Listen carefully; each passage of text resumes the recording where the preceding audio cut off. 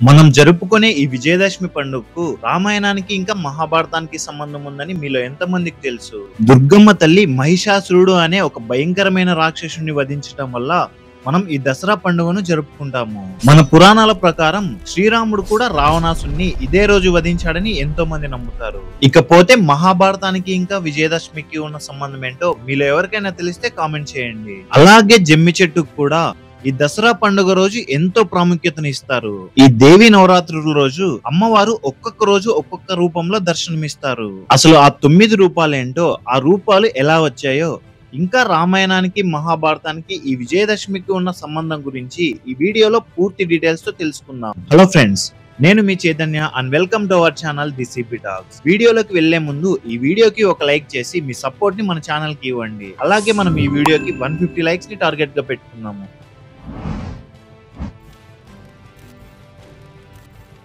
పూర్వం ధనువు అనే ఒక అసురరాజు ఉండేవాడు. అతనికి రంభుడు ఇంకా కరంబుడు అనే 2 కొడుకులు పుడతారు. వీరిలో రంభుడు పెద్దవాడు, కరంబుడు చిన్నవాడు.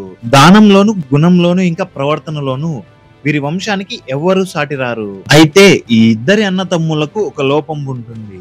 అదేంటంటే వీళ్ళిద్దరికి సంతానం కలగరు. దీంతో వీళ్ళ తర్వాత తరం అనేది సాధ్యం కాకుండా పోతుంది. ఎలాగైనా ఈ లోపం నుంచి బయటపడి సంతానం పొందాలని వీళ్ళిద్దరూ వేరువేరుగా తపస్సు చేయడం మొదలు పెడతారు. చిన్నవాడైన కరంబుడు నీటి మడుగులోకి దిగి ఒక కాలి మీద నిలబడి తపస్సు చేయటం ప్రారంభిస్తాడు. ఇకపోతే రంభుడు దట్టమైన అడవిలో ఒక చెట్టు కింద కూర్చొని అగ్నిదేవుడికి తపస్సు చేస్తాడు. అలా వీళ్ళిద్దరూ ఎంతో కాలం తపస్సు చేస్తూ ఉంటారు. అప్పుడు ఇంద్రుడు ఒక ముసలి రూపంలో వచ్చి నీటి మడుగులో తపస్సు చేస్తున్న కరంబుడిని లోపలికి లాగి చంపేస్తాడు. అయితే ఈ విషయం రంభుడికి తనకు ఉన్న శక్తి ద్వారా తెలుస్తుంది. ఇంద్రుడిని చంపాలన్నంత కోపం వచ్చినా తపస్సు నుంచి బయటకు రాడు. చివరికి రంభుడు తన తలని నరుక్కొని ప్రాణత్యాగం చేయాలనుకునే సమయంలో అగ్నిదేవుడు ప్రత్యక్షమయ్యి, ఎందుకని నువ్వు ప్రాణత్యాగం చేయాలని అనుకుంటున్నావు అని అడుగుతాడు. అప్పుడు రంభుడు, నేను నా తమ్ముడు కేవలం మాకు సంతానం కలగడం కోసం మాత్రమే తపస్సు చేస్తున్నాము. ఎలాంటి చెడు చేయడం కోసమో కానీ, ఇంద్ర పదవి కోసమో కానీ కాదు. ఆ విషయం తెలిసినా కూడా ఇంద్రుడు అన్యాయంగా నా తమ్ముణ్ణి చంపేశాడని అంటాడు. దానికి ప్రతీకారంగా నాకు దేనిలోనైనా విజయుడుగా ఉండే ఒక కొడుకుని వరంగా ఇవ్వు అని అడుగుతాడు. అప్పుడు అగ్నిదేవుడు, నువ్వు ఎవరి మీదైతే మోహిస్తావో వారికి నీ సంతానం కలుగుతుందని దీవిస్తాడు. ఎంతో ఆనందంతో రంభుడు తిరిగి తన రాజ్యానికి వెళ్తున్న దారిలో ఒక మహిషిని చూసి మోహిస్తాడు. మహిషి అంటే ఒక ఆడగేదె అని అర్థం. అప్పుడు వాళ్ళిద్దరికి మహిషాసురుడు అనే భయంకరమైన రూపంలో ఒక రాక్షసుడు జన్మిస్తాడు. మహిషాసురుడు పెద్దవాడైన తర్వాత ఎలాగైనా ఇంద్రుణ్ణి జయించి ముల్లోకాలను పరిపాలించాలని అనుకుంటాడు. అప్పుడు ఈ ముల్లోకాలు స్తంభించేలాగా బ్రహ్మదేవుడికి తపస్సు చేస్తాడు. బ్రహ్మదేవుడు ప్రత్యక్షమయ్యి అమరత్వం కాకుండా ఏ వరం కావాలో కోరుకో అని అంటాడు. అప్పుడు మహిషాసురుడు ఆడవాళ్లు తనని ఏమీ చేయలేరని, ఒక స్త్రీల వల్ల తప్ప ఇంకా ఎవరి వల్ల మరణం ఉండకూడదని వరం పొందుతాడు. అదే అహంకారం ఇంకా క్రూరత్వంతో ఇంద్రుణ్ణి ఓడించి ముల్లోకాలను జయిస్తాడు. ఇక చేసేదేమీ లేక దేవతలందరూ త్రిమూర్తుల దగ్గరికి వెళ్లి మహిషాసురుడు చేస్తున్న విధ్వంసం గురించి చెబుతారు. అప్పుడు బ్రహ్మ, విష్ణువు, శివుడు ముగ్గురు కలిసి శివుడి తేజస్సుతో ముఖమును, విష్ణువు తేజస్సుతో భుజాలను ఇంకా చేతులను, అలాగే బ్రహ్మ తేజస్సుతో పాదాలను, ఇలా ఈ ముగ్గురు కలిసి ఒక స్త్రీ తేజస్సును సృష్టిస్తారు. ఆవిడే దుర్గామాత. అలాగే శివుడు తన త్రిశూలాన్ని, శ్రీ మహావిష్ణువు తన సుదర్శన చక్రాన్ని, బ్రహ్మదేవుడు తన అక్షరమాల కమాండలాన్ని, ఇంకా ఇంద్రుడు తన దగ్గరున్న వజ్రాయుధాన్ని, యముడు తన పాశాన్ని, అలాగే హిమవంతుడు సింహాన్ని దుర్గాదేవికి వాహనంగా, ఇలా అందరు దేవతలు వారి ఆయుధాలను దుర్గామాతకు ఇస్తారు. కోపంతో ఉగ్ర రూపంలో ఊగిపోతున్న దుర్గామాత మహిషాసురుడితో యుద్ధం చేయడానికి బయలుదేరుతుంది. మహిషాసురుడి లక్షలాది మంది సైన్యంతో దుర్గాదేవి ప్రళయ తాండవం చేస్తుంది. నేల మొత్తం రాక్షసుల రక్తంతో ఏరులాగా పారుతుంది.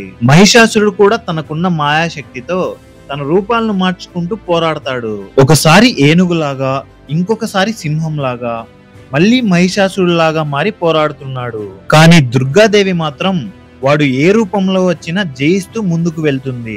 అలా 9 రోజులు దుర్గామాత మహిషాసురుడితో ఇంకా అతని సైన్యంతో ఎంతో భయంకరంగా యుద్ధం చేస్తుంది. చివరికి 10వ రోజు దుర్గామాత ఒక భయంకరమైన కాళీమాత రూపంలో మహిషాసురుడి గుండెల్లో తన త్రిశూలాన్ని దింపి చీల్చి సంహరిస్తుంది.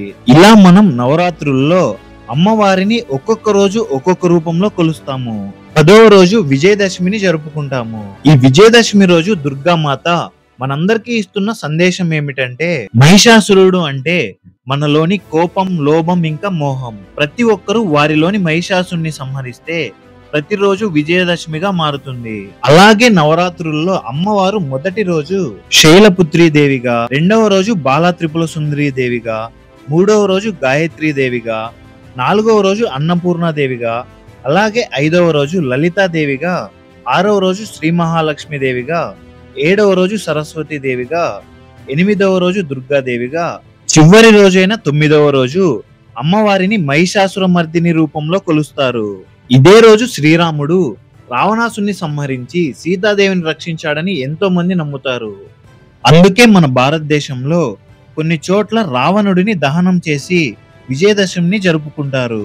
అలాగే మహాభారతానికి ఇంకా ఈ జమ్మి చెట్టుకి ఈ విజయదశమికి ఉన్న సంబంధం గురించి తెలుసుకుందాం.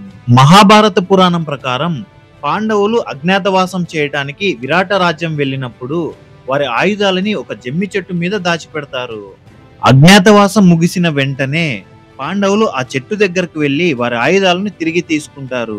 ఆ రోజు అర్జునుడు కౌరవ సైన్యాన్ని ఓడించి చెడు పైన మంచి విజయాన్ని సాధిస్తాడు. అందుకే విజయదశమి రోజు జమ్మి చెట్టును ఇంకా ఆయుధాలను పూజించడం ఒక సంప్రదాయంగా మారింది. సో ఫ్రెండ్స్, ఈ వీడియో నచ్చితే తప్పకుండా ఒక లైక్ చేసి మీ ఫ్రెండ్స్ అండ్ ఫ్యామిలీ మెంబర్స్ కి షేర్ చేయండి. అలాగే మన ఛానల్ ని సబ్స్క్రైబ్ చేసుకొని సపోర్ట్ చేయండి. ఇంకో మంచి ఇంట్రెస్టింగ్ స్టోరీతో మన నెక్స్ట్ వీడియోలో కలుసుకుందాం.